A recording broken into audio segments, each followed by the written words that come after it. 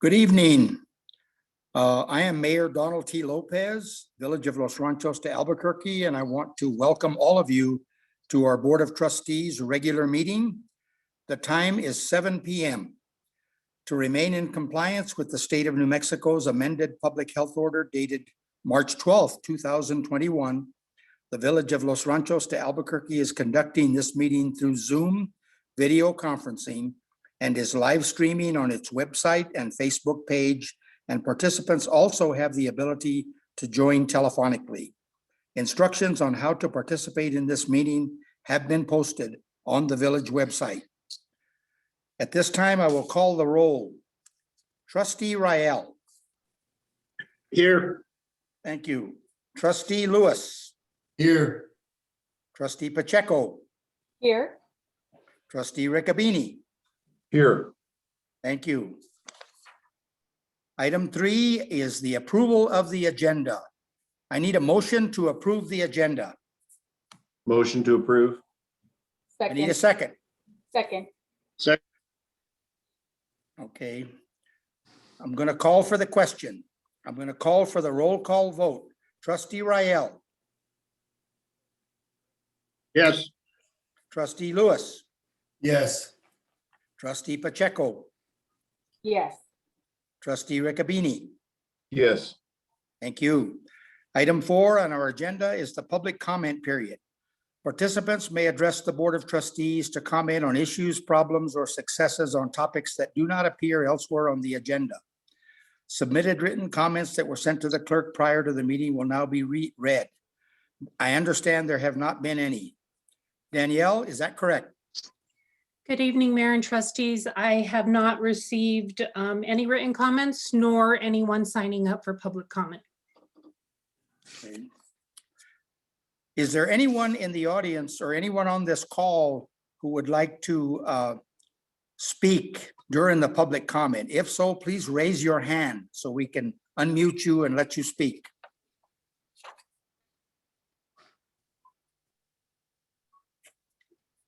There are no hands raised. Thank you. Okay, let's move on to item 5, presentations.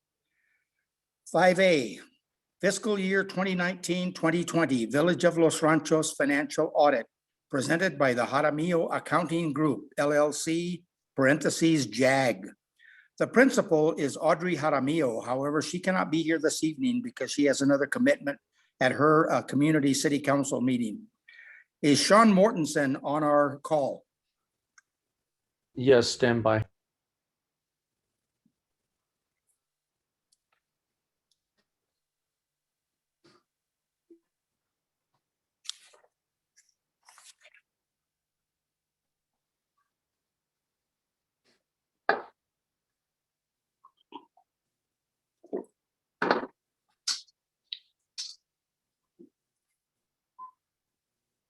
Can you hear me? Yes, Sean. Thank you for being here this evening, Sean. Is Scott Eliason also available, or is it just going to be you from Jaramillo Accounting? Scott is available. Yes, I'm here, Mr. Mayor. Thank you. Scott, go ahead and present the audit. Well, sure, I'll go ahead and take it away. Good evening, Mayor and trustees. We have a brief presentation to go through here in accordance with our professional standards in a meeting with the trustees, which is also required under the state audit rule, that after the audit is released, which you got released about a week ago, after the audit is released, we as the auditors are required to go through the results of the audit and just some various discussion points. So we'll jump right into it. Thank you.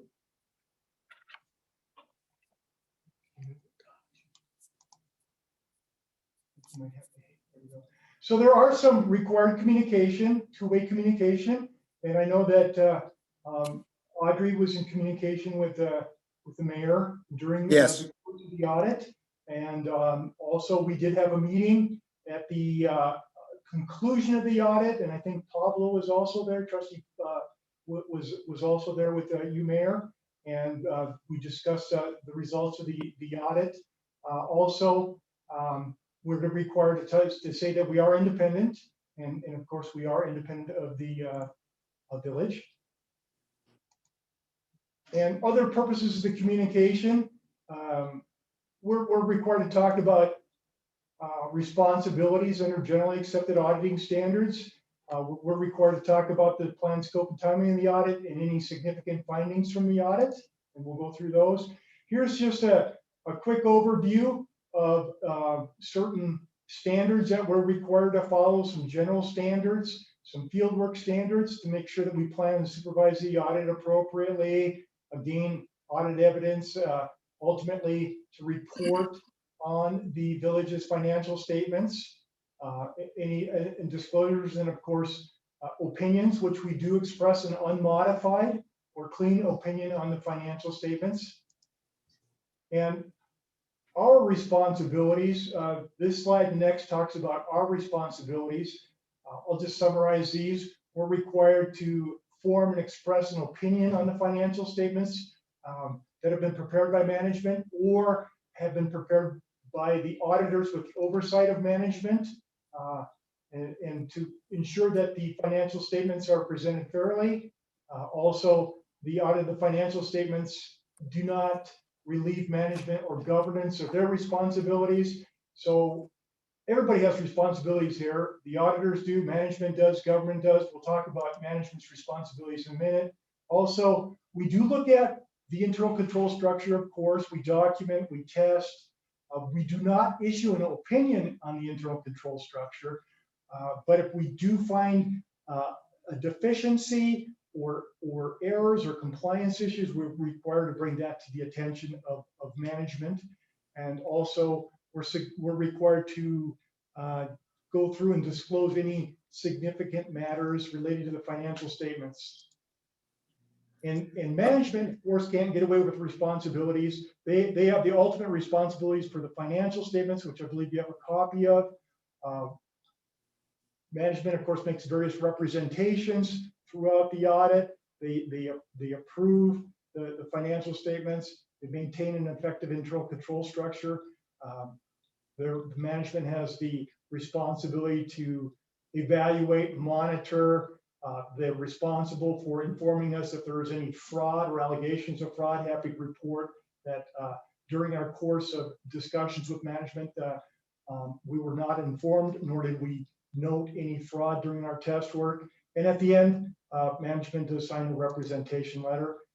If you take a look at what's the scope of the village's audit, well, we really look at it in two pieces here. We have the financial statement piece, and then we also have the piece where we look at compliance under OSA, that's the Office of the State Auditor. They have a big, long state audit rule that we go through and ensure that we look at various areas from everything from para contributions to procurement, various payroll withholding type of things. So there's just a whole long list, travel and per diem. If you have gas cards, debit cards, we look at all those types of things as part of that separate process, separate from the financial statements. And so looking at the plan, scope, and timing of the audit, we do take a risk-based approach. We do look at any risk of material misstatement. When we come into the field, which this year was, I guess, a bit different than previous years. We did not end up going into the field because of COVID. So we did everything remotely this last year, as all auditors pretty much did with all of their clients. I think that worked reasonably well using Zoom and that type of those type of things.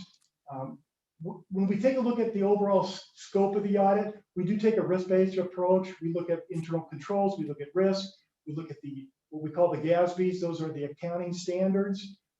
That sort of formulates our audit approach. And we do a lot of sampling and direct testing, confirmations, those types of things.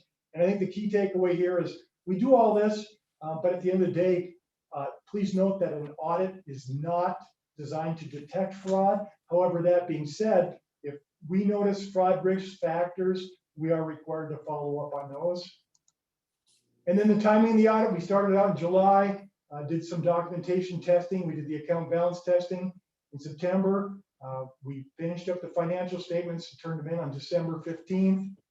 and then they released it on April 9th. And then we also are required to report that, we are independent of the village. And so that's really an important aspect of what we do, is make sure that we're independent. And our audit opinions, here we have an unmodified or clean opinion on the financial statements. I think the takeaway is that's the highest level of assurance that we provide.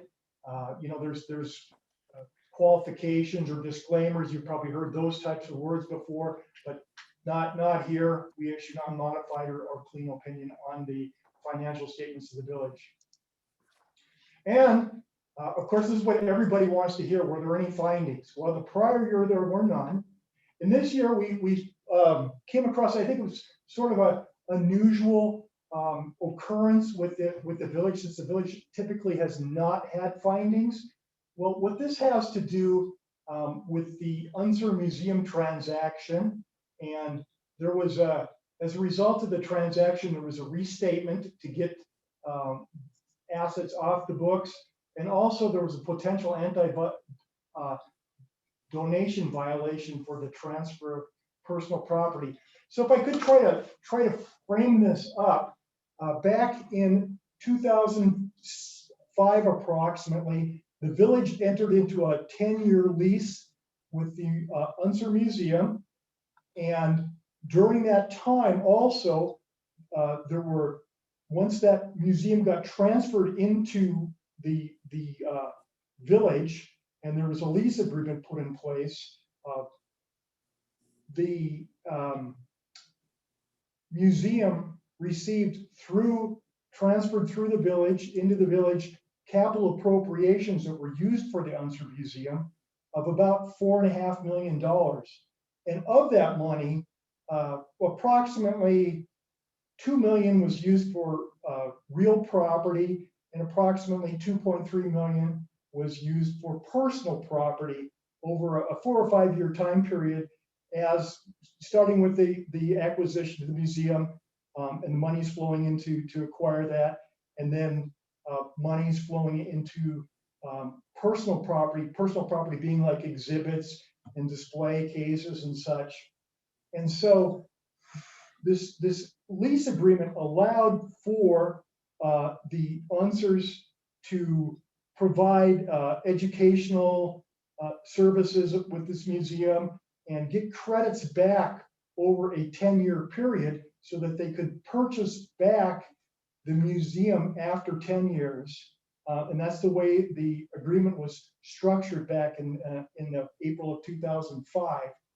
And so at that end of that 10-year period, they had enough credits built up whereby with an appraisal, the fair market value of that appraisal was an amount of about $1.7, $1.8 million. Well, they had more credits than that built up by that time. And so they acquired back that museum, the real property, and the transfer subsequently did not actually happen until this fiscal year. So this fiscal year, under audit, the museum goes back to the Unsers, and the transaction, I don't think in the agreement, was just for the personal property. So, I mean, for the real property. So the personal property didn't actually technically it got transferred physically, but there was no consideration for that fair value of the personal property that got transferred. And so as a result, that became an audit finding. I know that you guys are working with your attorney in trying to come up with an ultimate conclusion as to how that personal property can be accounted for, the fair value of that personal property. I know that there was excess credits in place when the real property got transferred. So perhaps those excess credits could be used for that personal property, the fair value of whatever that personal property is. That personal property, most of it is 10 to 15 years old. So I'm not sure it has a high fair value at this point. I think it's probably, quite a bit less than what the value is that the actual cost that occurred from the capital appropriation. So that is something I know the village is working on, and that's a potential violation of the anti-donation clause, providing something back without due consideration. So that piece is being looked at.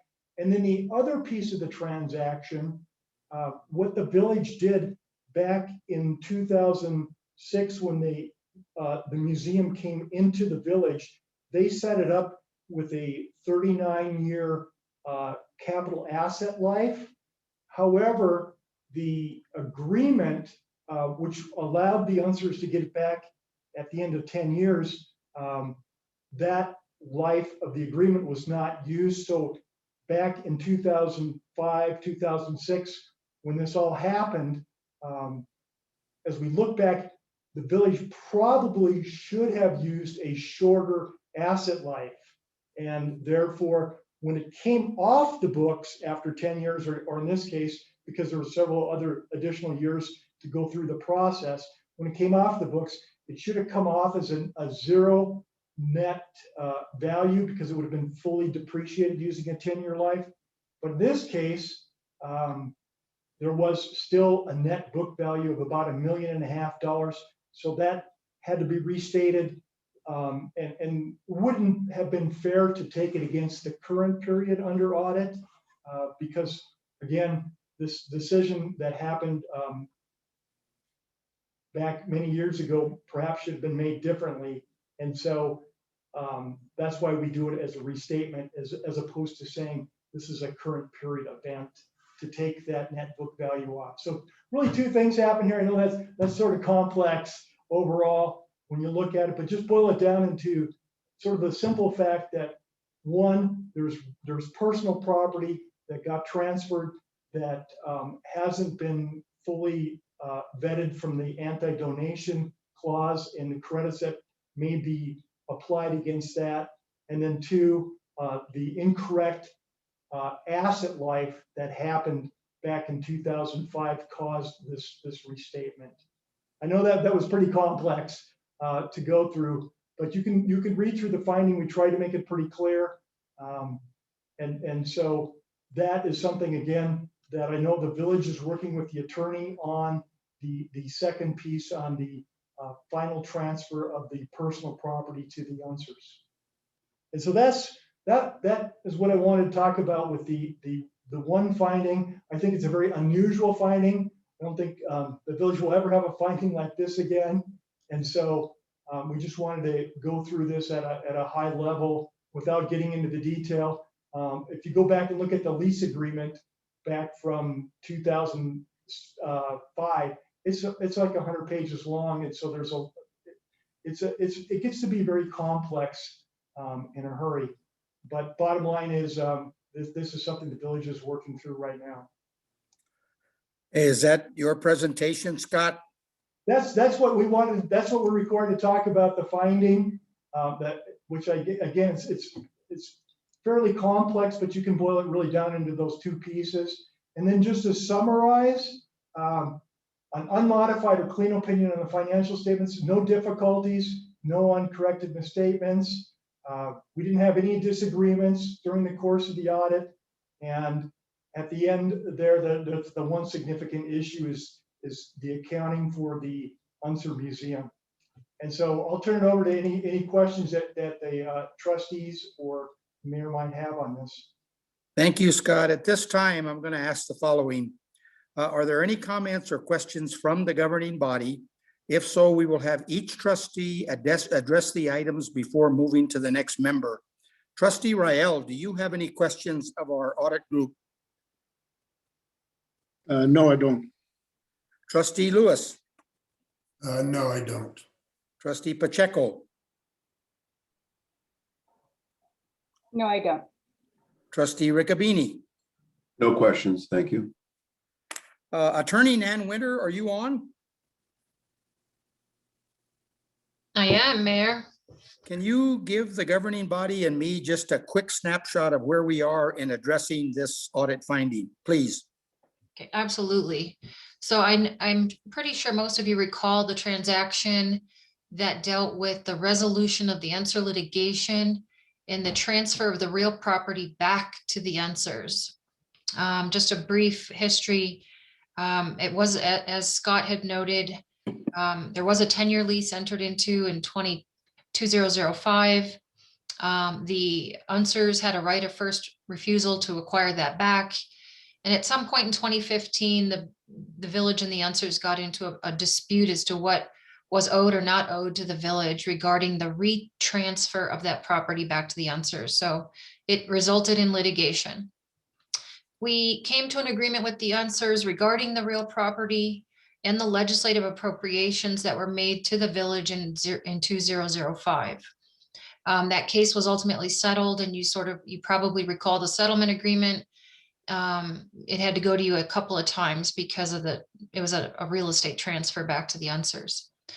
Unbeknownst to all parties involved, subsequent to the 2005 legislative appropriations for the real estate, there were subsequent 2006, 2007, and 2008 legislative appropriations through the village for the Unsers for what Scott has called personal property. And that personal property is exhibits. It was, fake track, dioramas, railings, some AV equipment, and all of that appropriation, that personal property was recorded on the village's books in 06, 07, and 08. So in Scott's review, he found that transaction. He found that we had these assets on our books and they were never transferred back to the Unsers. Not only were they never transferred back to the Unsers with a bill of sale, for example, they were never valued. So when Scott revealed that these personal properties were on the village's books and that they had to come off and they had to go back to the Unsers, we immediately recontacted the Unsers and have been working with them to do two things. One, for them to execute a bill of sale. We would both execute a bill of sale, transferring these now 14-year-old assets back to Unser, number one. And number two, getting an appraiser into the Unser Museum to confirm that these fixtures and dioramas and fake track are in fact obsolete, aged out.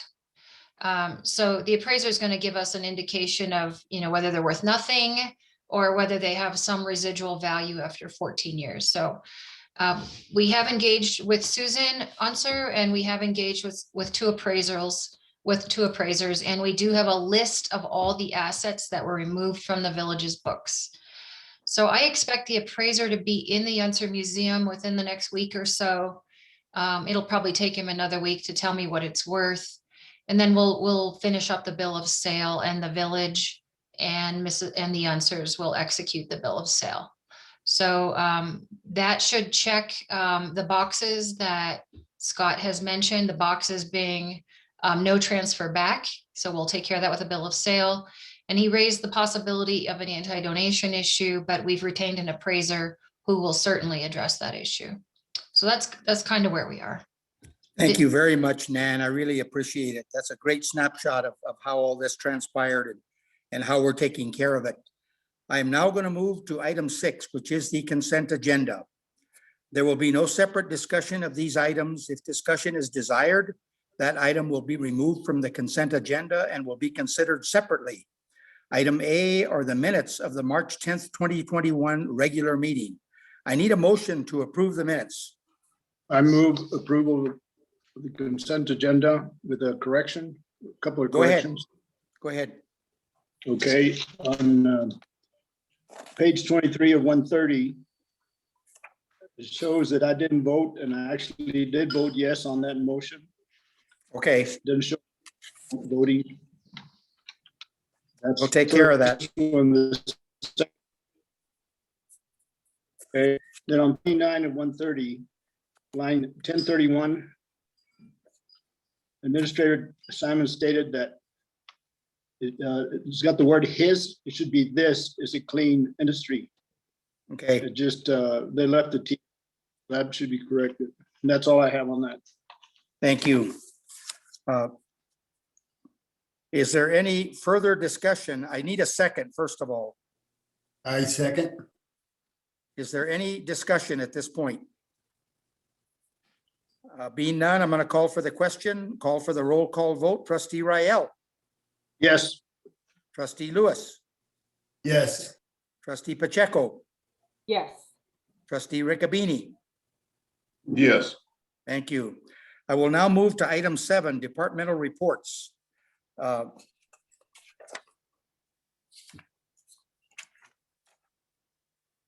Normally, we go through each report, one trustee at a time.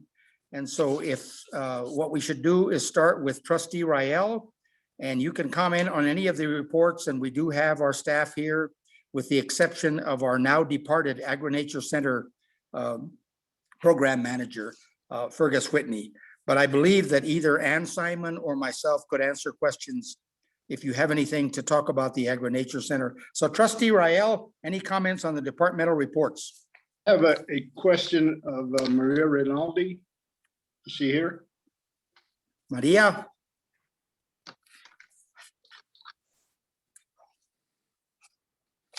I don't I am know. present. Thank you. I'm present. I'm sorry. Trouble unmuting. Yes, I- trustee Ryle. I have a question about clarification regarding 45. You state that the engineering fee of $474,180, engineering fees for 30% design, 30% drainage and preliminary tasks.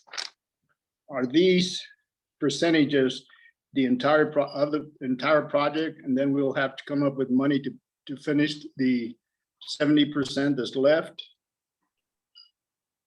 Is that the way it works? Mayor trustee ahead. Ryle, that is correct. Can you hear me? Yes, Mayor trustee Ryle, that is correct. The task order that has been issued in that amount, which is the funding from the State Road Fund, completes to 30% design. We have received additional funding for 100 design complete phase that we will be activating probably when we approach the 30% design in this task order.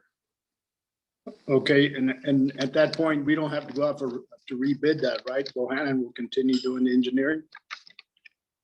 Is that correct? Mayor trustee Rael, as long as we can stay within the procurement code, and we do have them on retainer services, which is allowable. Okay, and that's all I have. Thank you. thank you, trustee Rael. Certain- Okay, trustee Lewis, any questions from the departmental reports, any of them? Yes, thank you. First, I'd like to ask some questions of Administrator Ann Simon. Hi, Ann. Yes, Howdy. First, I wanted to know, have we made any commitments, or are we just still getting information on the old Village Hall? Mayor, trustee Lewis, we do have a little bit more information, and this actually just came in today. We know that there is asbestos, and we suspect that there's probably lead in the window panes. So in order to, no matter what we do, we have to do some mitigation. And that has affected our ability to get some really good firm quotes. But right now we have a pretty good sense. We know what it will cost to fully demolish the facility. And we have a fairly good quote to rehab it. And the difference between the two is about $100,000. Okay, when will you move forward on it, as far as a decision on that? Well, we were actually going to talk to you all about this at the budget workshop, but happy to have Okay, you to think about it now. And I'm happy to share a little bit more about the costs that we've identified, if now's a good time. sure. So Mayor, Trustee Lewis and trustees, that facility we know is almost 100 years old. It has some issues, but it's also, got a lot of neighborhood charm. It's been there for a long time. So there are a lot of neighbors that really love the facility and don't want us to tear it down. We were able, as you know, to take down those structures in the back that we felt were truly fire hazards and quite unsightly. So the facility, cleaning up the courts and so forth, looks a lot nicer. So I don't know if you've all been over there, but so the thought of sort of preserving the facility is a lot more palatable, I think, now than it once was. We could fully refurbish the entire facility for about $150,000. I'm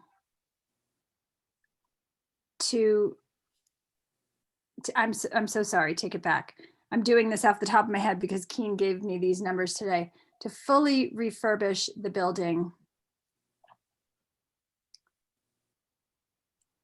I'm actually going to present the full figures to you at the budget workshop because I don't want to get them wrong.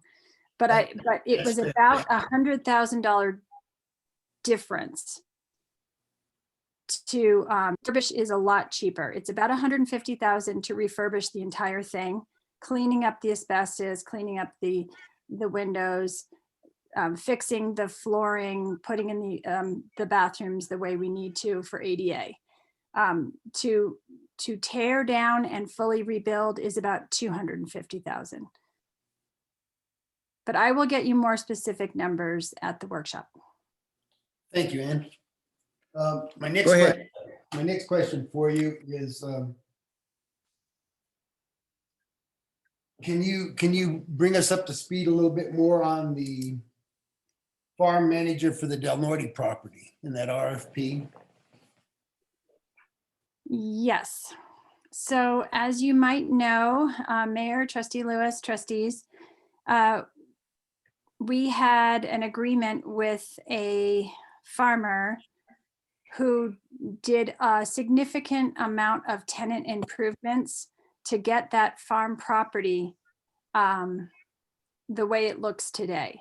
He spent a significant amount of his own money, about $89,000 that's documented, and possibly even more, to get the facility the way it is today. And in exchange, he was our manager for that property. He's done a great job. Now we are at about 13 years and we need to do a 1-year lease with him and then go out for bid. And that's kind of our intention right now. So that's the going out for bid is required. We did an initial 6-year lease with him, and then we went out for bid and he got another 5 years. And now, since we are over the 11 years, we are required to go out for bid. Okay. Thank you, Ann. My next questions are for Ms. Rinaldi. Good evening, Maria. Good evening, trustee. So first of all, can you bring us up to speed how we're coming with our ongoing saga with New Mexico DOT on finalizing 4th Street? Trustee Lewis, Mayor, I am very happy to report that we have made progress. NMDOT, All right. yeah, NMDOT has hired a local government engineer for oversight of these projects, and he's someone we're very familiar with. As a matter of fact, he was the former bridge engineer, and he most recently in Los Ranchos worked on the approaches to the Paseo Bridge on 4th Street. I've done a number of projects with this gentleman. He's a great engineer. And today, he has never done local government project work. It's a pretty flat learning curve for him, but he's a bit overwhelmed with the backlog of projects. So we had a discussion today and I gave him our top 3 priorities. Like, if you can assist us with these 3 items, we can get we can advance this project much closer to closeout with the Bradbury contract. So the 3, and let me remind you that the responses that we sent to NMDOT based on their punch list, everything NMDOT, all the design issues they had with it, was a 125-page response. I pulled out today our top 3 issues, which I will tell you were: 1, the crossing at Schulte and 4th Street intersection. We are proposing to remove the northern crosswalk just because of that configuration and the accessibility issues with the push buttons. And there's a double crosswalk there now on either side, north and south of that intersection. So that was the first one. Let us remedy this situation. And the second one is the longitudinal joints, the ADA issue with the stamped concrete sections of the sidewalk that they contend disrupt wheelchairs, the wheelchair motion in a straightforward manner. We've proposed a solution to that we're asking them to look at. And the third one was all of the ADA accessible issues in the promenade, which includes the stair heights, the ramp slopes, and the railing. Those 3 have the potential to cost additional money and to create change orders with the Bradbury contract. If we can resolve those 3 issues rather quickly, we may be able to at least close out that portion of our contract. Bradbury would still be responsible for all other items on the punch list. But if we could close that part of the contract out, Mayor and trustees, we now have access to that approximately $370,000 balance that is hanging out there that we could use on the next phase. So it was very good news, happened really quickly over the course of a week. He's incredibly responsive. I got him everything he needed to have today, and I'm sure that I will hear something rather quickly. So thank you for asking. I'm very pleased to report that. That's fantastic. Great.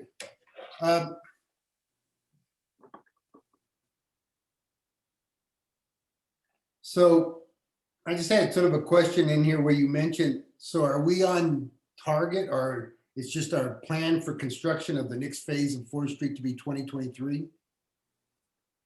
Mayor Trustee Lewis, that's another great piece of news I have for you all. Is we are programmed in the Transportation Improvement Plan in this region through the Council of Governments for $1 million of stimulus money for construction. That money will be approved by MTB in June at their June meeting and will be available in the 23-24 federal fiscal years. And the nice thing about that is that works out really well for us with our design phases.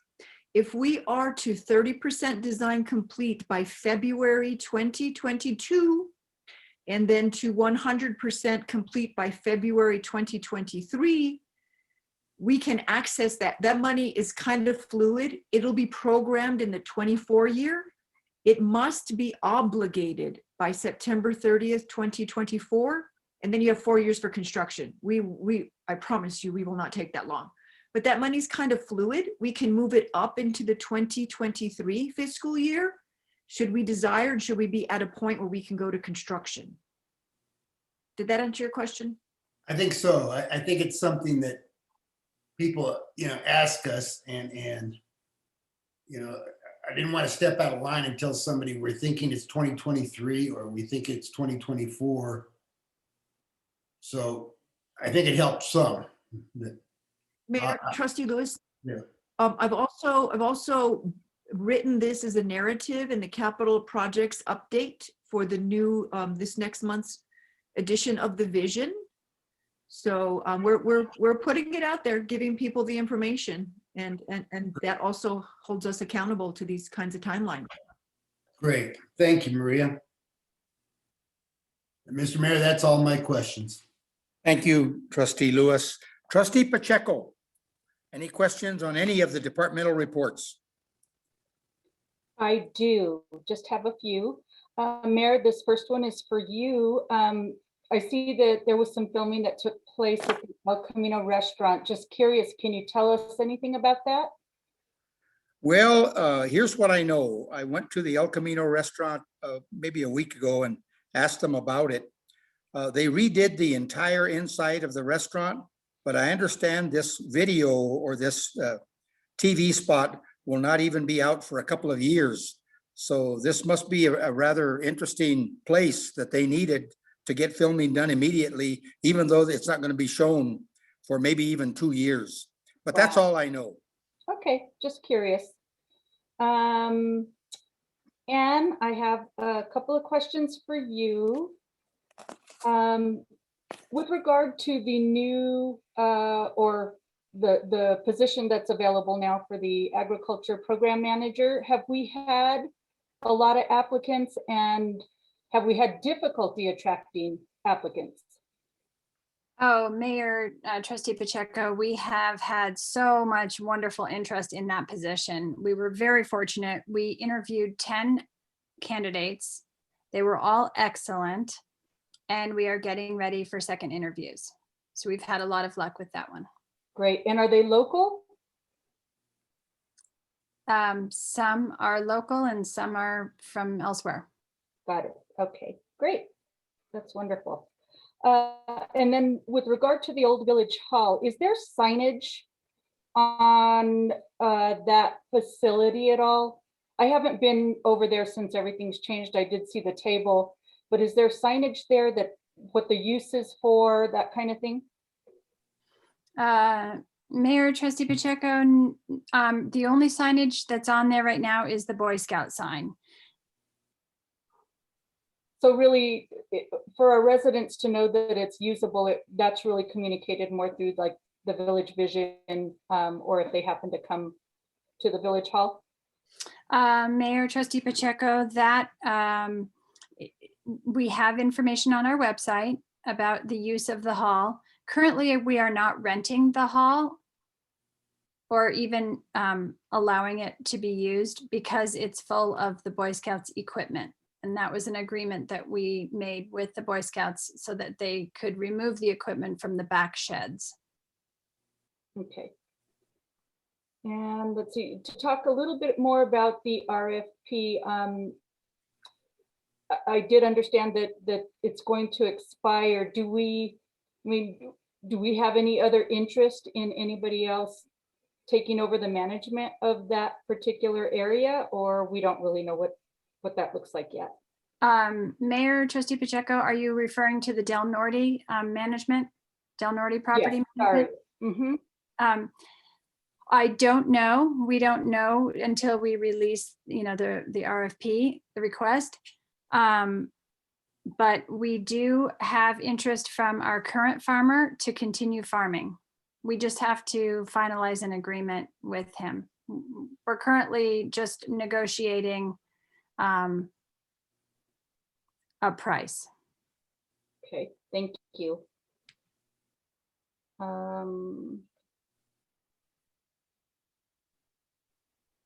Already answered that one.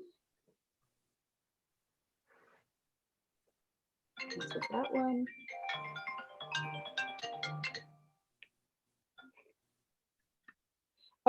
With regard, let's see, this would be, I believe, Maria. In your report, you indicate that there's been a lot of community inquiries with regard to Village Center, or that you're responding to inquiries. Have there been a lot? And if so, what kind?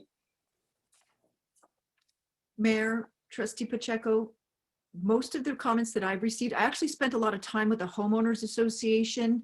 Interestingly enough, further north, Drew, I forget her name, Tarataglia, or I believe. Taglia Pietra. Taglia Pietra. I spent a lot of time going over a number of issues that homeowners association had. That was the biggest one in this last reporting period. But, half a dozen to 10 emails consistently asking where they might find information. The nice thing I have to say is that actually 100% of the emails that I have responded to, directing them to the village website, telling them to get back to me if they didn't find what they were looking for, I did not hear from them again. So I think we're doing a good job getting the information out there. Great. That's great news. Thank you. Mayor, I think that was all my questions. Thank you, trustee Pacheco. Trustee Riccabini.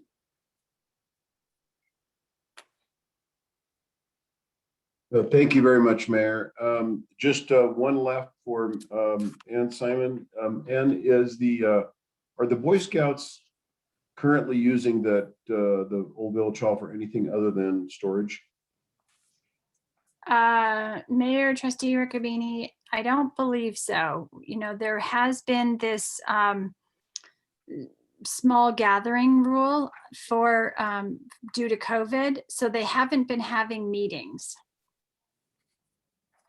Okay, I have concerns over the state of that building inside and its safety for these kids. Mhm.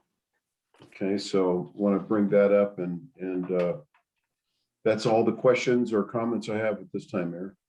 Thank Thank you, you. trustee Riccabini. We're now going to move to item 8, which is financial business discussion and approval of the cash report for March 2021. Our treasurer, Will Fisher, please present the cash report. I believe that Will is on, and so you need to unmute him. Kiko? He is. Yes, Mr. Mayor, can you hear me? Yes. Awesome. Good evening, everybody. Before you is the cash report for the month of March 31st, 2021. Ending cash balance for March is $6,854,732, which is an increase of $340,321.86 for the month, with a year-to-date excess of revenues over expenditures of $1,676,451.24. And then there's a list of unusual and significant items, but I'll turn those over to Ms. Tammy because she's got way more skills than I have. So thank you, Ms. Tammy. Thank you. Tammy? Mayor, trustees, thank you. I have listed here some of the significant items that occurred during March 2021. And the first one is the insurance recoveries you can see in the revenue. What that is for is for the claim from the break-in at the Agri-Nature Center that was received from the New Mexico Self-Insurers Fund. We also received our Small Cities Assistance Grant from the state of New Mexico in March in the amount of $206,000. And then the other four items are for expenditures. The first one is $16,000 for the remodel of Village Hall to facility build and star sales. We also have $7,954 and some change to John Young for his services, and also Dan Jerry's services at the Agri-Nature Center. And then the other two items are for the capital infrastructure improvement of 4th Street. We have $18,127 to Bohannon Houston for progress billing on the second phase of 4th Street. And then the last item we have is for improvements to the Agri-Nature Center. This is through the capital fund as well, $4,297. This is a payment to Insight Works, and I will stand for any questions. What I'd like to do now is ask for a motion, get a second, and then we'll open it for questions and discussion. I need a motion. I make a motion to approve the March 31 cash report. I need a second. This is Pablo. Second. Thank you. Are there now questions for either Will Fisher or Tammy Silva on our cash report? I have a question. Yes. First of all, Tammy, I'd like to thank you for your excellent report on discretionary cash versus committed cash for the village. I think you did an outstanding job there, and I appreciate it very much. My question for you is, in our budget, the investment income, is that behind in any way, or is it just interest rates are so low, we just missed that budget by a mile? So Mayor Trustee Lewis, thank you first of all for the thanks on the discretionary cash. I will be presenting that to you guys every month. To answer your question on the investment income, so there are two factors that are factoring into that. One, you hit it right on the mark. Interest rates have really dropped quite a bit. And so we are not receiving nearly as much as we were even last year and the year before.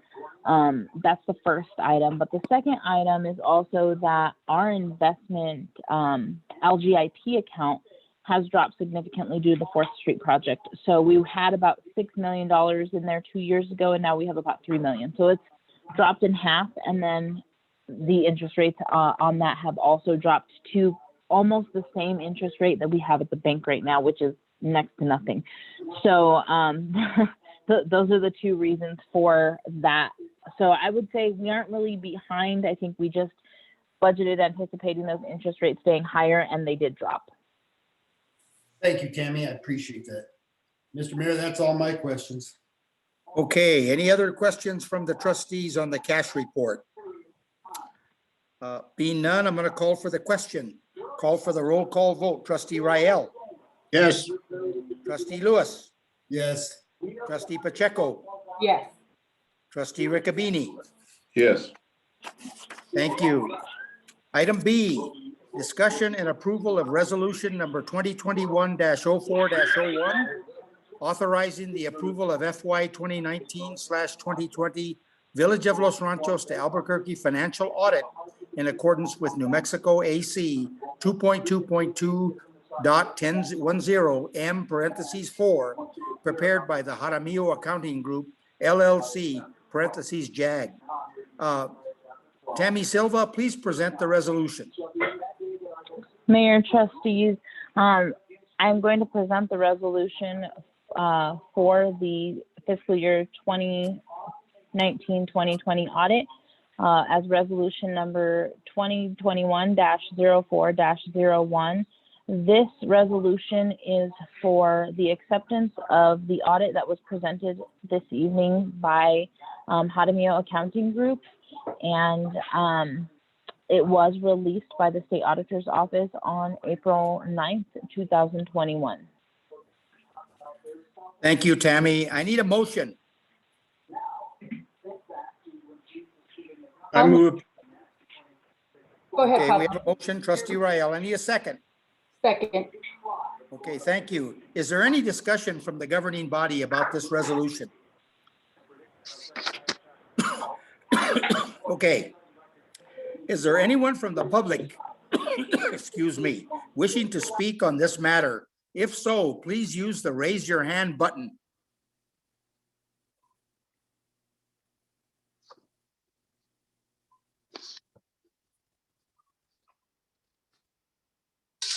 There are no hands raised. Thank you. I'm going to call for the question, call for the roll call vote. Trustee Rael, Yes.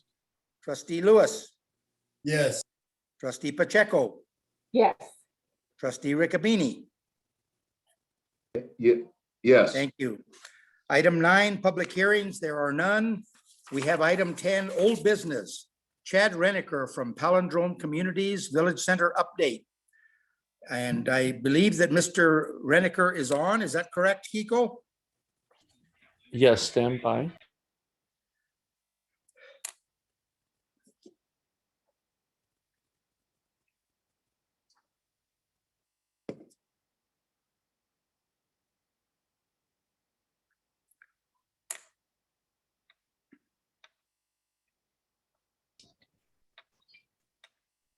Hello, can you hear me?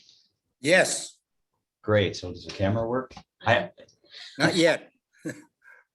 I have my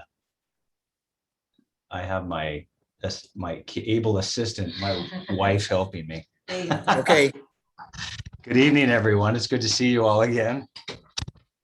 We met last month, and I gave everyone kind of a narrative update of where we're at on the village. And this month, I'm happy to share some images and some design work as far as the status of where we're at.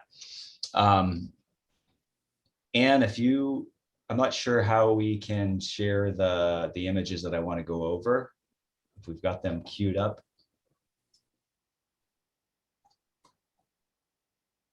Let's see, can we go to the site plan? Do we have a site plan first?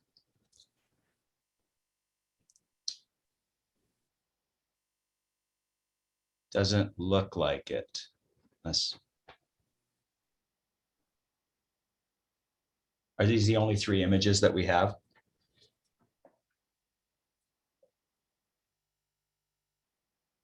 Mayor and Chad, because we were getting these images over last minute, we might not have the site plan. So we will, Okay. Bish can bear with us. We can get. Yeah, that. sure. I think it's, everyone may have it all memorized by now. We've talked about the site plan a lot, but I think it's really helpful to have that perspective. So as we talk through the different phases, all of these images will make more sense.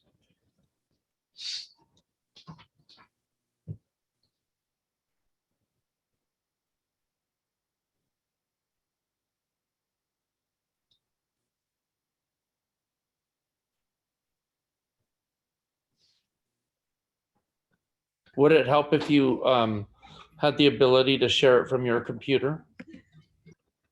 No, I don't actually have it on my computer here at home, but this is fine. Let's start with this phase here. So if everyone can kind of imagine the village center parcel, we had 6 different phases, and they're basically 1, 2, and 3 along the northern part of the property. Phase number 1 would be right at the intersection of 4th and Asuna. 2 would be in the middle, and then phase 3 would be in the northeast corner. And then phase 5 was down where the grocery store was planned to be, which was down at the southeastern corner. Phase 4 is sort of the heart and soul of the entire development. That's our economic development project, our hotel and village farm.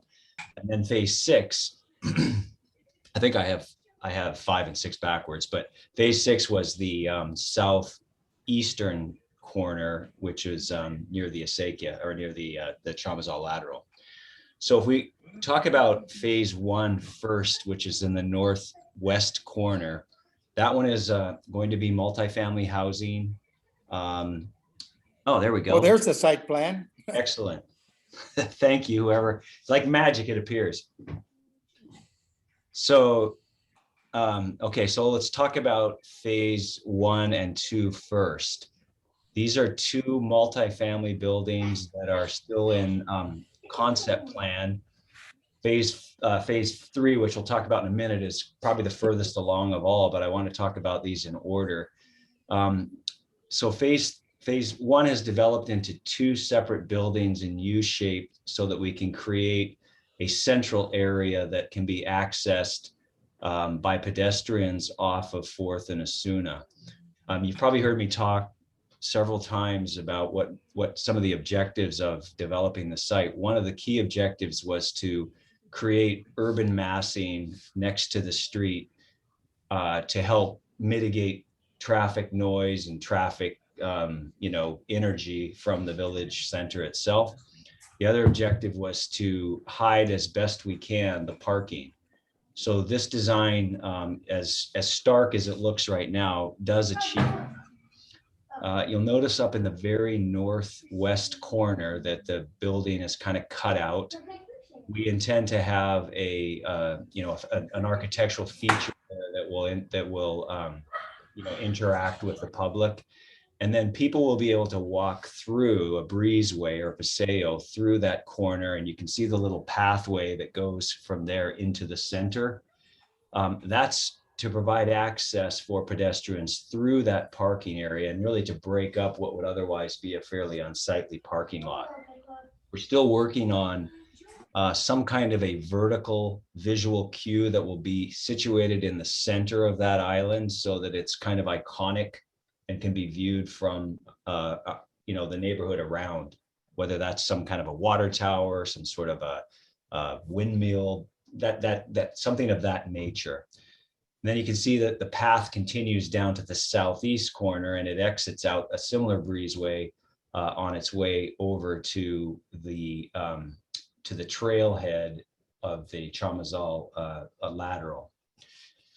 So if we keep going east down our main entrance, we get to our senior housing project. And I want to, before I start talking about it in detail, one of the real important features that we wanted to capture here was access to the trails along the lateral. And so that parking, if you follow the entryway and it winds around north to where the senior housing end, and then it can tuck back into what it's technically part of the senior housing development, but it'll be open to the public. And we expect that will be a great amenity for the community to park and then be able to have access through the trailhead that we're going to be putting there onto the trail.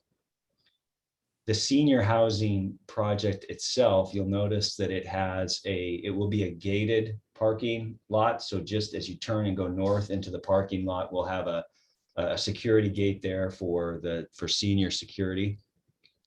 The building itself is, as you can see, is a U shape. It's also a 3-story building. Many of the amenities, and we'll see some images here in a minute, but I want to just kind of point out that the amenities for the senior residents are located primarily on this southern corner. We have all of the leasing offices there, the managerial offices, there's an exercise facility, there's a community kitchen facility in there, and a community center. And the community room itself will open with large glass doors. It will open up into that courtyard that's kind of in the heart of the sea there, where there'll be raised bed garden plots there for the seniors. It's 55 and over, so to be careful with that term anymore, but that's technically senior, I guess. So if we want to jump to another slide, back to one of the elevations that we had up first. I'll just remind everyone that and we're calling the senior housing project the Trailhead at Chamazal, and it's 60 units total. There's 41 bedroom units and there's 20 2-bedroom units. And all of those units are affordable. They're affordable to residents that are between 40 and 60% of the area median income. And let's go to the last one, the third elevation. Thank you. There we go. So this actually, and again, this is very conceptual, so it doesn't show a lot of the details that will pop more as the facades get developed out. But I wanted to point out a couple of features. In particular, if we look at this center, now what this one is if you're looking to the west from the east, and so you're looking head on into that courtyard that I was describing earlier. To the left is that on the first floor is where all of those amenities are that I was talking about. But you'll notice these two features that are kind of still being developed out a little bit, but these silos that we're trying to capture on each of the corners.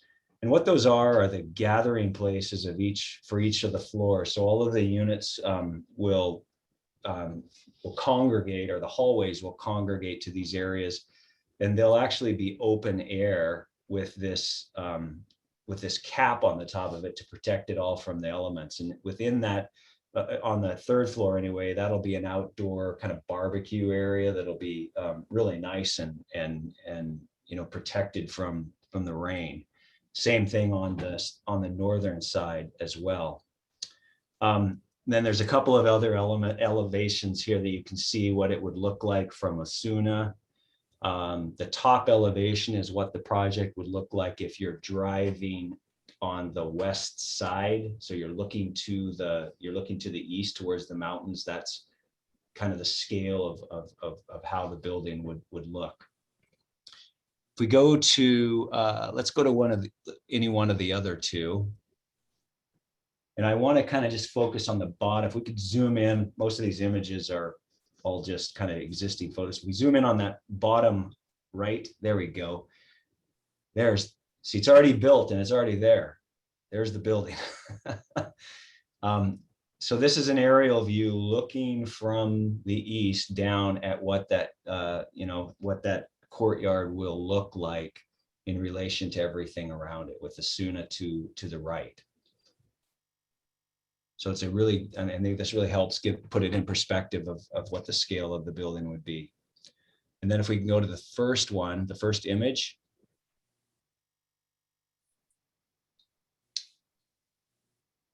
And zoom in on the top right. So there's a ground level. Yeah. Let's see, where'd we go? There you go, thank you. So that would be a ground level perspective of the trailhead at Chamazal looking to the southwest. So you're looking head on into what will be the community space for the residents. And it also gives you kind of a really good perspective of what that silo element will be like from the ground.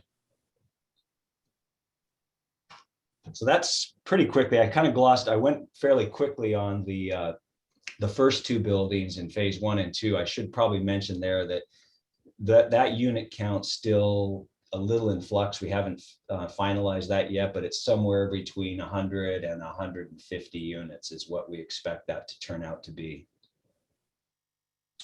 Okay, if let's go back to, I think is it the same? I think it's that same one, but let's zoom out a little bit. There we go.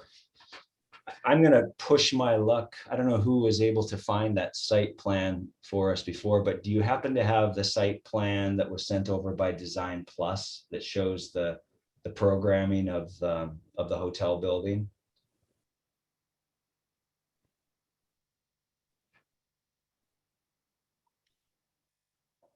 I think that would be helpful because for the same reason, it gives a good perspective of everything that's going on inside.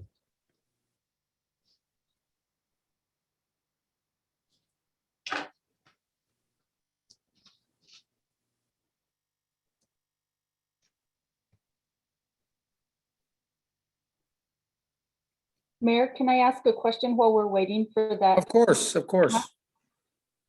Mr. Rennick, are the smaller silos that you show, are those stairwells that are kind of? No, that's the smaller silo on the northeast corner. Yes, that is a stair. That's a stairwell there. There. Wow, that's great. Thank you. Yes, it is. The large ones that are kind of at the base, kind of at the crotch of each of the Cs, those are not stairwells. Those are actually the meeting areas, the gathering places. And they are accessed by an elevator, by the way. I should mention that. It's a 3-story with elevator service. Good. Thank you. Okay, this is phase 4 in the middle, and it's a schematic or a site plan of what some of the programming that we're planning for this building, and then we'll go back to the sketch work that we're working on for the building itself. This is a very exciting. I mean, I'm really excited about this project, this particular piece, because this is a real multifunctional hospitality destination driver for the entire project. And so what we're envisioning here is a barn-like structure that will have economic development activity on the first floor. And that first floor, if you can see through the middle of it, will be sort of an open area that on the southern end will actually have access to fairly large barn-like doors that we can actually drive vehicles in here, like trucks with hay and things like that, just to, as we activate that space.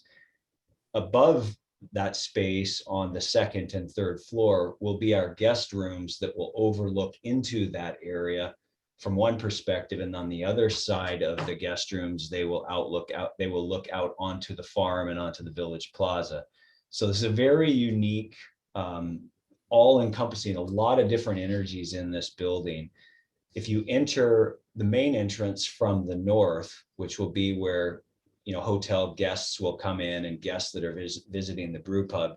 If you come in and to the east, you'll enter the actual brew pub, and you'll see that there's the brewing equipment will be to the south of that area. So you'll actually be able to see that very clearly when that comes in.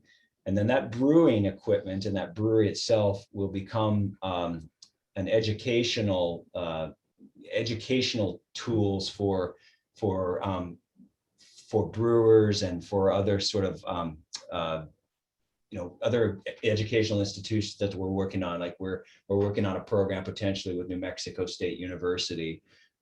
We are also in discussions with the New Mexico Brewers Guild to provide a facility for education there. You'll notice that there's a conference room. That conference room will be able to be used for anyone to, you know, if someone's having a corporate retreat, if there's a wedding that will take place in the center area here, that conference room will also be used for that kind of an activity. It will open up out onto the village farm that we'll talk about in a minute. And then if on the west side of that, you'll notice we've got programming for 5 different food pods, and these will be the micro restaurants that will open on both sides, so customers can access them from the outside, or once they're inside this building, they will have access to them as well. The whole idea here is to create this sort of hub of activity inside the center of this building, and the center will open all the way up to the top. And if maybe now's a good time to maybe flip over to one of those sketches that we'd worked on to give kind of a perspective on what it'll look like from a side elevation. You see some of my bad drawing here. It's okay. As long as everything has to start from some kind of a sketch. Right. Perfect. So if we look down at this sketch on the bottom, on the right-hand side, there we go. So this is really looking at what would be the western half of the building. So if you can imagine, this first floor is where all of that economic development activity would be, and imagine the center being open. And then the 2 floors above it are the guest rooms, and you can see the walkways that are out in the front with the funny little people out there. They're looking out and down into this area that I just was describing. And then if we pan out and look at the image to upstairs, or maybe even, yeah, either one of them, you can see how the building will really replicate, you know, a barn, shed, hayloft kind of concept that I think really will, you know, pay homage to our heritage in Los Ranchos, and it'll really stand out as, you know, it is technically a 3-story building, but it'll have a little bit more elevation because of the open space at the very peak of the building. To the east, of course, the village farm. I'm sorry to have you go back, but can you jump back to that site plan? Whoever's doing this, they're doing a great job.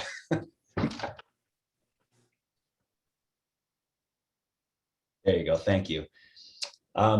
So we have some very interesting civil challenges on the site, water runoff and on-site retention that we have. So we're getting creative on some of these on ways for us to actually retain on site some of the water. So we've actually, if you notice, this is a minor thing, but we've tilted or rotated, that's the word, rotated the amphitheater to the northeast, so that we can have that at a different elevation than the actual village farm. And what we're going to do is use the amphitheater as an overflow retention to kind of handle some of the calculation for our water runoff on this site itself. We'll bypass the village farm because we don't want any of, you know, petroleum products that would be in the stormwater to actually get into the soil area there on the village farm. But everything will drain to the southeast corner of the site, and we're working very hard to make that retention pond as small as possible. We do have a 15-foot landscape buffer requirement all along the southern border of the site. And so we intend to use that as part of that detention pond capacity. But our goal is to make that as small as possible. And frankly, even once we have the size finalized, utilize that pond for some more agricultural kind of ideas that I have in mind. This is also a good site plan to point out a couple of other really cool elements. We've talked in the past about how we intend to bring the acequia, create this acequia off the lateral. You can see it along the northern edge of the property. That's going to tie into the lateral, and it'll run to the west, and then it'll branch off and run south between the building itself and the farm. And this will be a constantly flowing system. It won't, it's not like water's going to run in there and sit stagnant to be irrigated. We'll actually have a recirculation going on so that it constantly has this effect of an actual acequia for the guests to really interpret and understand how that was used for, or how it is used for irrigation. So, I haven't touched much on parcel 5 and 6. Parcel 5 is the townhome residential that'll be down in the south eastern corner. The other parcel up here and where we have the grocery store, that's off a ways. We're still, in the planning stages for that. I will point out that, and you can see from the dotted line, the dance studio that exists, that was not a surprise, but that was originally when we put our first plan together. I wasn't aware that wasn't owned by the village, so we casually incorporated that into our project. And now I'm actually meeting with the owner next week. I, at a minimum, would like to do something together. If the studio is going to stay there, that we can maybe share parking. We can do something to make that facade integrate well with what we're trying to do. It's looking more and more. We don't have our traffic impact study. It's been ordered. We probably won't see that till June now. But the expectation is that the main vehicular access to the project will be at the southwestern corner, and that the access to the north, which is directly across from Sandia View, will probably be more of a right-in only access, and more pedestrian friendly. And I think that's okay, given that most of our parking will be tucked along the southern end of the project anyway. So that's a quick overview. In terms of financing, as I mentioned last month, we made application to the New Mexico Mortgage Finance Authority for our 9% tax credit allocation on the senior housing. We will hear on that, whether we're funded or not, on the 26th. There's a hearing. So that's actually a lot sooner than I was expecting. I was expecting we wouldn't hear till June or July. And whether we're funded in that round or not, it will still proceed with that project. We'll maybe have to retool some of the, if we're not funded, we will finance it with higher rents and finance it with less subsidy from MFA, and it'll be financed all as part of phase 1, 2, and 3 together. So in 2 weeks, we should have some news on what happens there. And in the meantime, even though these phases are out in the future, what I'm finding more and more, because of the infrastructure, because of the drainage, because of the traffic, a lot of these sites get pretty much, there's a lot of developing out of these sites, even though we're not planning to build anything on phase 5 and 6 for a long time. A lot of the infrastructure will already be put in place, more than what I had expected initially. So thank you very much, Chad. You did a wonderful presentation. It's a great update. At this time, I'm going to ask the governing body if they have any questions.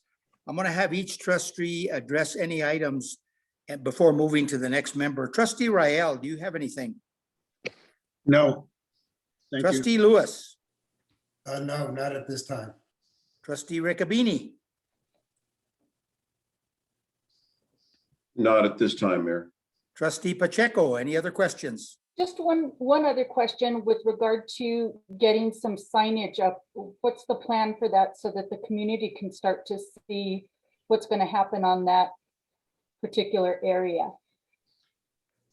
Yeah, I think we hadn't really thought about putting signage up, but I guess we could consider that. I know Anne has asked me to provide images to put in the magazine, and I think on the website, I believe as well, Anne, and I think that I feel like that might be a better approach, or maybe if we put a signage, I think we could point them at least to those avenues because it would be easier to control it.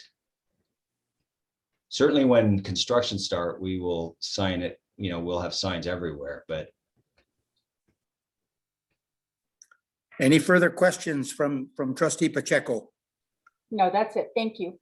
Okay, thank you so much, Chad. I really appreciate your time tonight, okay? Sure, thanks. Good night, everyone. You bet. We're going to move to item 11. There are no announcements. 12 is new business. 12A is the discussion and approval to adopt ordinance number 275, amending Chapter 7, Article 2, Section 5 of the Village of Los Ranchos Animal Control Ordinance, providing for noises created by livestock to be exempt from provisions regarding animals disturbing the peace. Director Tiffany Justice, please present the ordinance. Mayor, trustees, this is the same ordinance that went before you last month for advertisement. This is a minor change to our code that would make two sections of our code, the nuisance noise section and the animal control section, consistent. Right now they are a bit conflicting, and so in this case, we will be amending the animal control ordinance to make it consistent that livestock is exempt from being considered producing nuisance noises. Thank you, Director Justice. I'm going to ask for a motion in a second before I open it for discussion from the governing body. I need a motion. Motion to approve. Second. Okay. Thank you. I already got my second. Any discussion from the governing body? Being none, is there anyone from the public wishing to speak on this matter? If so, please use the raise your hand button.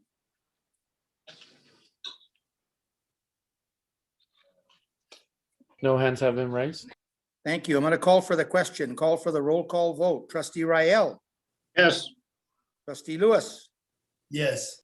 Trustee Pacheco. Yes. Trustee Riccobeni. Yes. Thank you. Item B, discussion and approval to advertise ordinance number 276, an ordinance amending definition of variance, amending variance application and approval process, and amending area regulations for the A1 zone to allow for smaller setbacks for legally non-conforming properties less than half the A1 size lot size minimum. Director Justice, please present the proposed ordinance. Mayor, trustees, the ordinance is a redlined version of the existing ordinance, and actually I will be mostly talking about the supplemental documents after the ordinance, since it kind of explains the changes that I'm proposing.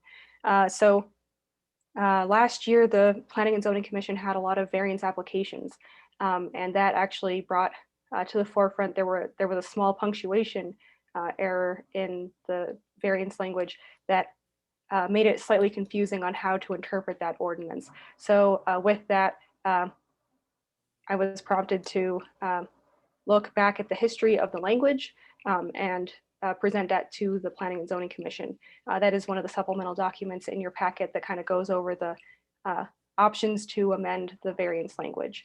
The Planning and Zoning Commission decided to form a variance subcommittee to address the changes to the variance language. Their first supplemental document that starts on page 110 was put together by the variance subcommittee, primarily then Commissioner Lynn Eby. So this kind of explains the changes that are proposed. The language for the proposed ordinance in the supplemental documents was slightly altered for the official ordinance. So starting on page 111, part 1 The first change was the definition of variance. The original definition was slightly restrictive in that it did specifically point out lot size or setbacks for variances when there are other things that could be applicable for variances, such as parking regulations, design regulations, the floor area ratio, things of that nature. So we will be making it slightly more general by removing that.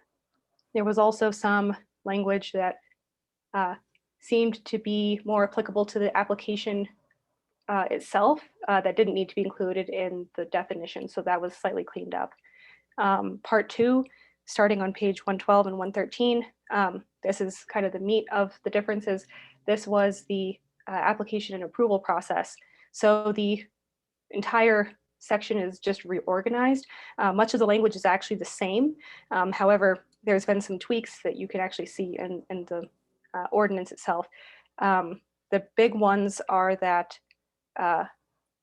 criteria number 5 and 6 for unnecessary hardship have been changed. Criteria number 6 was kind of moved to be more general to all variance applications, and number 5 was reworked. Number 5 is essentially a general hardship criterion that is stricter than the current hardship criterion number 5 and 6, but hopefully still flexible enough to accomplish the purposes of allowing a variance for things that are not explicitly tied to the land. Criteria number 1 through 4 are pretty explicitly tied to the land. So this broader language would allow for more appropriate interpretation for variance applications for other provisions in the code, as I mentioned, parking, design regulations. One of the other big changes is on page 114, C4, also in the original or in the proposed ordinance. The alleged hardship is not self-imposed by the property owner. This is something that the variance subcommittee pulled from when we looked at other communities' variance languages, that it seemed to be reasonable that someone could not be asking for a variance from something that they put themselves in that kind of situation. So that seemed reasonable to include, and so we did do that. For part 3 on page 115, this is a different amendment that still pertains to variances, but it is separate from the variance definition and application and approval process. We looked in looking at the history of variances for the past 10 years, a majority of the variance cases were for buildings and setbacks. And while there are certain, not every variance application for a building and a setback should be approved, it seemed that there were some circumstances for which it would be applicable to have a more administrative process for those applications. Specifically, this is for structures that are legally non-conforming, meaning they're not applying to subdivide into a smaller lot size. They were probably annexed in this way, or they were existing this way as an MRGCD tract. That if they are half the size of their zoning, specifically for A1, if they were half an acre, they would be subject to the R2 and R3 setbacks instead of the A1, pending, of course, approval by the planning and zoning director, and ensuring that their variance application would be complementary to the master plan. So in this case, their variance application would usually be approved for a substandard lot size, and it seemed fair to do this for properties that were already half the size, technically R2 sized, that they would be subject to R2 setbacks. So this provides fair application for the setbacks for properties for that size without necessitating a variance. It would make development on those smaller A1 zone properties easier for the property owner, while still complying with setbacks that are applicable in other parts of the village. So some of the other supplemental documents, as I mentioned before, the original research presented to the Planning and Zoning Commission, the research for the past 10 years of just variances, a quick summary of what kinds of variances and the way that they were voted for, and a comparison with other New Mexico communities. And so with that, I'm asking the Board of Trustees to approve for advertisement of this amendment to the variance language for adoption at next month's Board of Trustees meeting. If approved, we would have a bit of a transition period between May and June for any variance applications that would come before the Planning and Zoning Commission. Thank you, Director Justice. I'm going to ask for a motion in a second before I get any discussion from the governing body. I need a motion. I move approval of the approval to advertise. I need a second. I second. Any discussion from the governing body or questions? I have a question. Go ahead. On page 120, Tiffany, referring to the AC or really the VC Village Center and C1 zoning, there's two different entries there on item number 7, Village Center and commercial. Shouldn't they include also, what is it called now, the Gateway District in this also? Trustee Rael, Mayor, trustees. So on page 120, that is actually part of a history of the variance languages before the current language. So starting on page 118, this is what the code used to have for its variance language. So at that time, I believe that the Gateway District Zone did not exist, or in this case, it was not applicable for variance. So it's apply anymore is what you're saying? Yes, this currently does not apply. Okay, that's fine. Thank you. That's all I have. Okay, any other questions from the governing body? Tiffany, I would just like to tell you this is a great job. You can tell how much work effort has gone into this, and I think it makes it much clearer and easier as a former planning and zoning commissioner. I think this is gonna be a real game changer, and I think it's a win-win for everybody. So nice job, and thank you. Thank you. Thank you. That.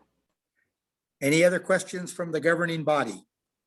Mayor, I'd just like to commend the committee for putting such hard work along with you, Tiffany, and putting this together. That was a lot of information. It was great to go back and look at kind of the history in the language. And, you know, I think we all just appreciate the effort that was put forth on this. So thank you. Thank you. Okay. I'd like to just give significant kudos to former Commissioner Lynn Eby, who kind of chaired the variance subcommittee and did put together the report from the variance subcommittee. Okay, is there any other questions or discussion from any other members of the governing body? Okay, is there anyone from the public wishing to speak on this matter? If so, please use the raise your hand button.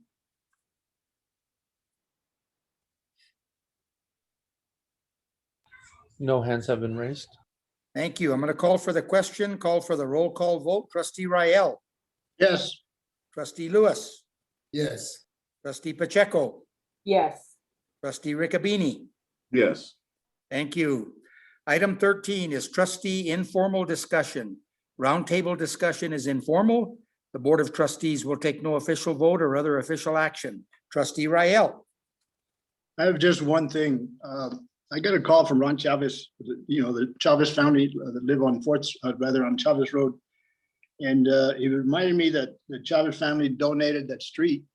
And yet on the corner of 4th and Osuna, it used to have an indication that if you're going west would be Chavez Road. And if you're going east, it would say Osuna. And that sign is no longer there for some reason. We're going to fix that, Trustee Rael. I became aware of this maybe a week ago. And so Okay. we're going to be taking care of that very soon. Real good. That's all I have then. Thank you, Mayor. You bet. Okay, Trustee Lewis. I also just have one item. I've been approached by a few people asking questions about, and it's something I'd like us to consider. When you come into the village on Rio Grande Boulevard, heading north, and you come over Montano Bridge, we've got a beautiful example of the village on the Sparks property in Los Poblanos. And they've talked about trying to do something on the east side of the road to beautify it more than just the block wall that goes along Los Poblanos orchards development. And so that's just something I want to plant a seed that I would like us to start possibly discussing possible options, everything from getting volunteers to donate some landscaping to the village doing something there. So just something I wanted to bring before the group. Thank you, trustee Lewis. Anything else? That's Could all. could I say something ahead. about, yeah, you know, the Water Authority has some incentives for people that plant trees. So perhaps we could get something from them in order to plant trees along that area. That would A help great dress it up. idea. It's a great idea. Okay, trustee Pacheco. I just have one thing as well, and I don't even know if this is anything that we can affect or not. But I've had numerous residents talk to me about the Smith store on 4th Street. And I realize that it's not in the village, but my opinion is it services the village. It has just become not a fun place to shop, run down. It seems like there's been a lot of crime in that area. And I don't know if there's anything we can do as a body to contact, the Kroger banner. I have personally done it and gotten nowhere. So I don't know, I just wanted to bring it to everybody's attention that I've been, people have been talking to me about that in hopes that we can do something. Trustee Pacheco, I think that a letter from the mayor of the town of Los Ranchos, to Kroger would probably be in order. Let me take that as an action item and I'll see what if anything can be at least discussed or offered as a solution. I go there quite often and it's not the best place. I can tell you that right now. So you are right about that. Thank you for bringing it to our attention. Okay. Thank you. Trustee Riccobeni. No comment at this time. Okay, as mayor, I only have one.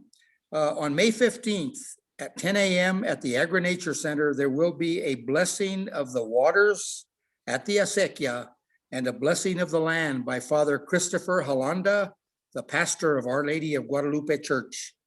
I want to make sure that the trustees understand that they are invited to come out and participate in this blessing of the waters and the land.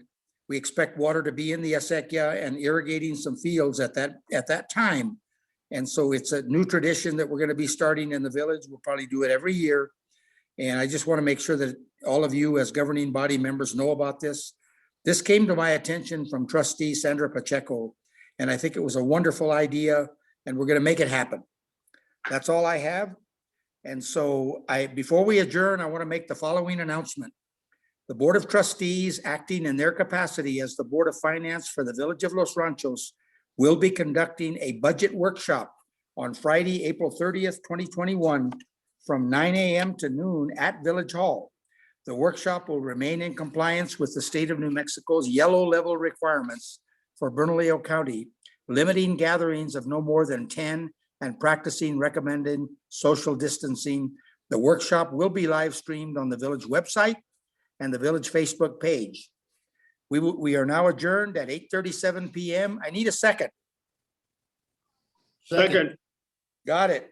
Meeting is adjourned. Thank you, everyone, and have a good night. Good night. Good night. Thank you. Thank Good night, you. everybody.